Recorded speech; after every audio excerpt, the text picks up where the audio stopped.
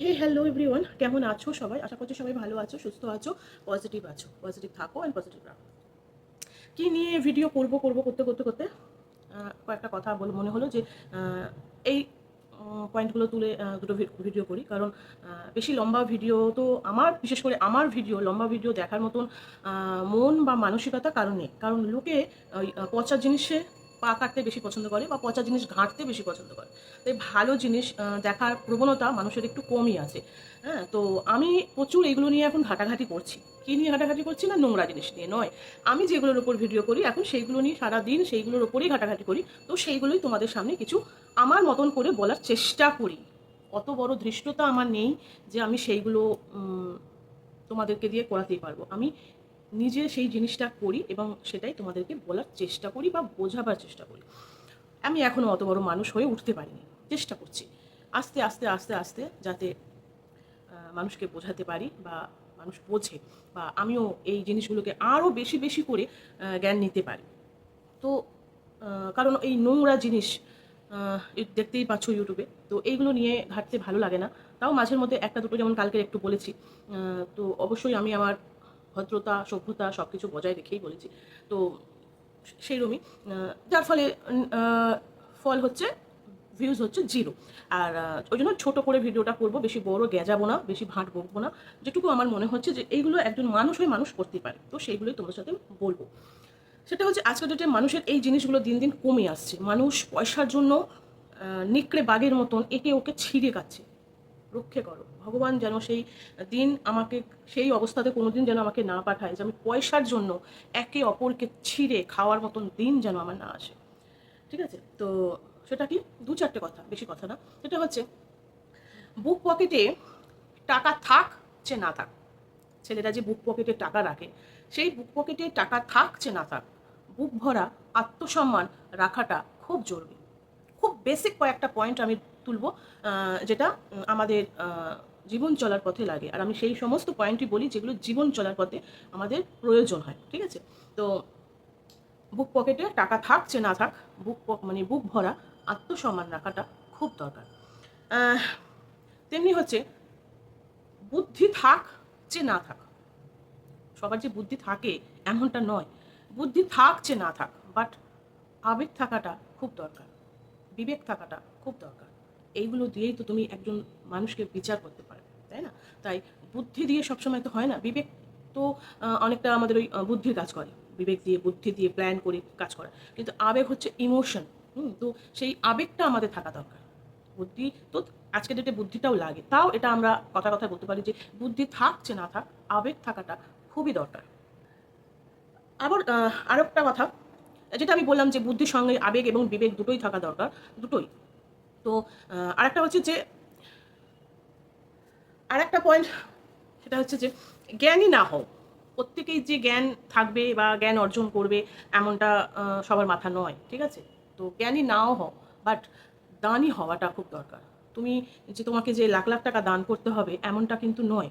তুমি একটা গরিব বাচ্চা বা একটা অন্ধ বয়স্ক মানুষকে আহ, 2 টাকা দিয়েও সাহায্য করতে পারো। তাই জ্ঞানী না হও, বাট দানই হও, দান করো। আর একটা হচ্ছে যে বড়লোক হওয়ার দরকার নেই।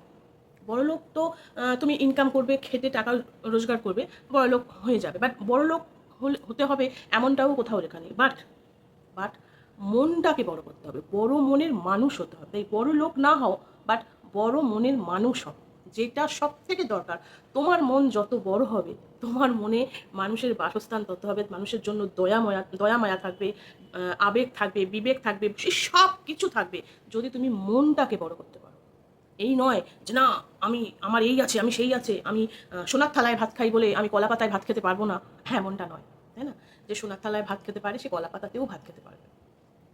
এইরকম মন হতে হবে, মনটাকে বড় করতে হবে, যেখানে গরিব বড় লোকের ভেদাভেদ থাকবে না, তাই না? একদমই তাই, একটু ভেবে দেখো।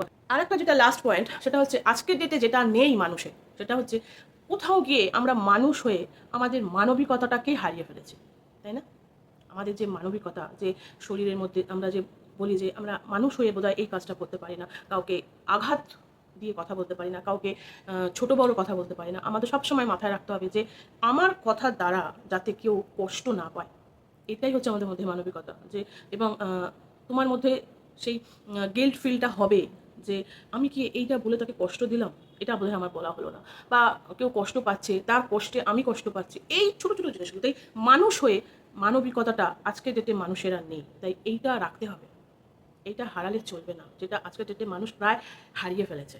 মানুষের মধ্যে আর মানবিকতা নেই। দুটো পয়সা ইনকাম করার জন্য কিভাবে দেখছি তো, কিভাবে মানুষকে ছোট থেকে ছোট করে চলেছে, কিভাবে কাকে মানে যতটা পারে নিচে নামানোর চেষ্টা করছে। প্লিজ, মানুষ হয়ে জন্মেছো, একটু তো মানবিকতা রাখো। কেউ কারোর পাশে দাঁড়িয়ে সাহায্য করলে তাকে ছোট করে, মানে তোমার হয়তো তাকে পছন্দ হচ্ছে না, তার জন্য তুমি তাকে ছোট করতে পারো না। তুমি তাকে নিয়ে দুটো বলতে পারো, বা তাও বলতে পারো না, তাও যদি তুমি ভিউজের জন্য, তাও হয়তো দুটো বলতে পারো, তাও খারাপ ভাষা ছাড়া। কিন্তু আজ মানুষ কোথায় নেমে গেছে?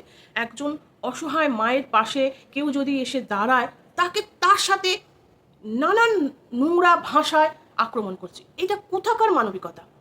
এটা কোথাকার মানবিকতা?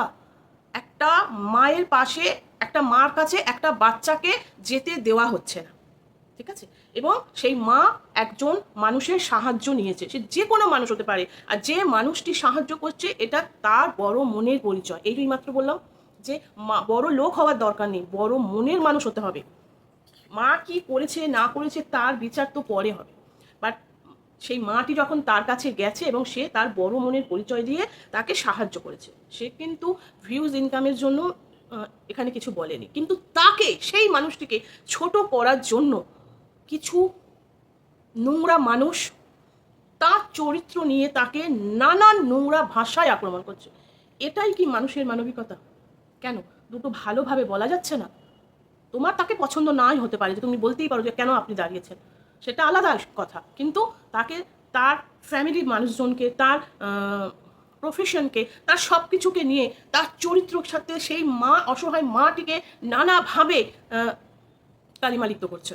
প্লিজ এগুলো বন্ধ হোক, এগুলো ভালো হচ্ছে না। কোথায় গিয়ে দাঁড়াবে আর কোথায় গিয়ে জবাব দেবে তোমরা? প্লিজ বন্ধ করো। তাই আমার এই প্রত্যেকটা পয়েন্ট, এক হলো যে বুক ভরা তোমার আত্মসম্মান রাখতে হবে, ভেরি ইম্পর্টেন্ট একটা জিনিস, যেটা আজকের ডেটে মানুষ খুঁজেই ফেলেছে। আত্মসম্মান বলে আজ মানুষের কিচ্ছু নেই।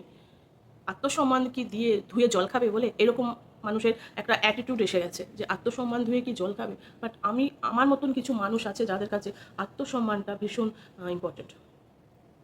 তো কিছু এই যে পয়েন্টগুলো বললাম, হয়তো একটু এলোমেলো হয়ে গেল, তো একটু ভেবে দেখো তো আমি কথাগুলো কোথায় কি ভুল বললাম, বা কোথায় কি খারাপ বললাম।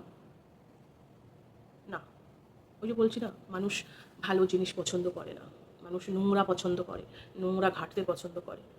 বাট আমি কোথাও গেলে যেন আমার মন শান্তি আছে, অ্যাটলিস্ট এই নোংরা জিনিস থেকে বেরিয়ে আমি যে কিছু জীবন চলতি জীবনমুখী কথা তোমাদের সাথে শেয়ার করি, আমার মনে হয় আমি খুব এই দিক থেকে অ্যাটলিস্ট মানসিক শান্তি আছে। আদার্স দিকে যদি আমি মানসিক শান্তি নাও রাখি বা থাকতে পারি, বাট এই দিকে শান্তি আছে। তবে হ্যাঁ, ভগবানের সেবায় নিজেকে আস্তে আস্তে ওই দিকেই আমি রাখার চেষ্টা করছি, যাতে ভগবান অ্যাটলিস্ট আমার মন মানসিকতা সব কিছু শান্তি বজায় রাখে।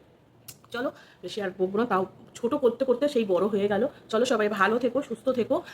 ভালো লাগলে কমেন্ট তো করবে না, আমি জানি, কারণ মানুষ ভালো জিনিসে কমেন্ট করে না। তাও বলবো, আমি আমার মতন ভিডিও করে যাব, সারাদিনে একটাই করি, তাই করেও যাব। আস্তে আস্তে হয়তো কোনো না কোনো মানুষের মনে লেগেই যাবে আমার কথাগুলো। তো চলো পাশে থেকো, সাথে থেকো, ভালো লাগলে চ্যানেলটাকে সাবস্ক্রাইব করে দেবো। চলো টাটা।